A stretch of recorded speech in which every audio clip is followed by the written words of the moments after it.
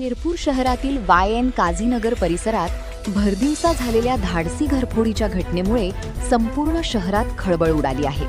चोरट्यांनी घरमालक घराबाहेर गेल्याची संधी साधत घराचे कुलूप तोडून सोन्या चांदीचे दागिने व रोख रक्कम लंपास केली. या घटनेमुळे नागरिकांमध्ये भीतीचे वातावरण निर्माण झाले आहे.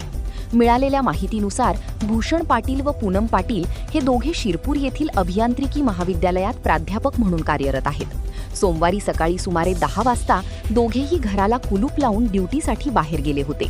याच वेळेत अज्ञात चोरट्यांनी घरात प्रवेश करून कपाटे फोडत सोन्या चांदीचे दागिने व रोख रक्कम चोरून नेली. घटना उघडकीस आल्यानंतर YN काझीनगर परिसरात नागरिकांमध्ये भीती व संतापाची भावना व्यक्त होत आहे. भरदिवसा घडलेल्या या घरफोडीमुळे शहरात भीतीचे वातावरण निर्माण झाले आहे. घटनेची माहिती मिळताच उपनगराध्यक्षा संगीता देवरे यांनी तात्काळ पोलीस प्रशासनाशी संपर्क साधला. पोलिसांनी घटनास्थळी धाव घेत पंचनामा केला असून परिसरातील CCTV फुटेजच्या आधारे तपास सुरू आहे.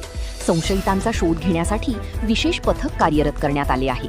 दरम्यान अशा प्रकारच्या घटनांमुळे नागरिकांमध्ये असुरक्षिततेची भावना वाढली असून चोरट्यांचा तातडीने शोध घेऊन कठोर कारवाई करण्यात यावी अशी जोरदार मागणी होत आहे.